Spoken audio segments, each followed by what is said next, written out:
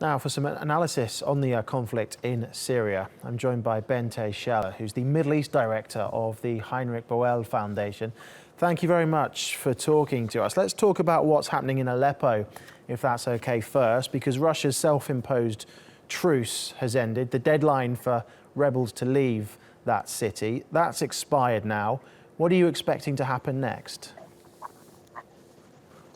Well, first of all, the truce was never really kept. It was true for East Aleppo, but Russia would still do aerial bombardments on the western front line, the front line that is right to the west of Aleppo. So therefore now I think we can expect that the airstrikes in East Aleppo by the Russians are going to resume, which will take a huge humanitarian toll. Is the concern that Russia are going to ramp up the bombing of eastern Aleppo whilst the US is distracted with the elections next week? How real is that concern?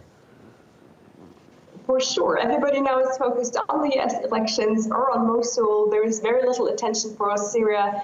The only attention that we have is for Aleppo, but that is also random. So I'm really sure that they are going to settle accounts in this period in which not that much focus on international attention is available.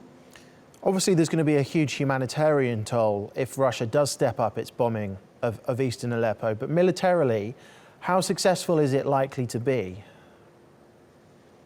It will be very difficult to really take control in Aleppo. It is not a problem at all to continue bombing it and make the situation ever more unbearable in East Aleppo. But to really take it, you would need ground forces, and Russia is not really willing to deploy these.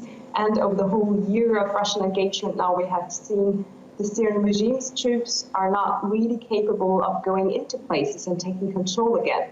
So we will definitely see symbolic acts and really acts that are terrible for civilians in the city, but militarily it might be difficult to really achieve a victory here. And obviously Hillary Clinton, she's narrow favourite to be elected on Tuesday to become the next president. How would her presidency change things in Syria, do you think? We've seen a more hawkish rhetoric, a more willing attitude to consider any measures that might end the aerial bombardments, that might bring the Russian Air Force or the Syrian Air Force to cease their strikes. But we have to also consider that in the first month in office, there might be other things higher up on the agenda of Hillary Clinton, because first of all, of course, there are domestic expectations raised towards her. So I'm not sure whether foreign policy immediately will take any major change. Okay, Bente Scheller, thank you very much for talking to us.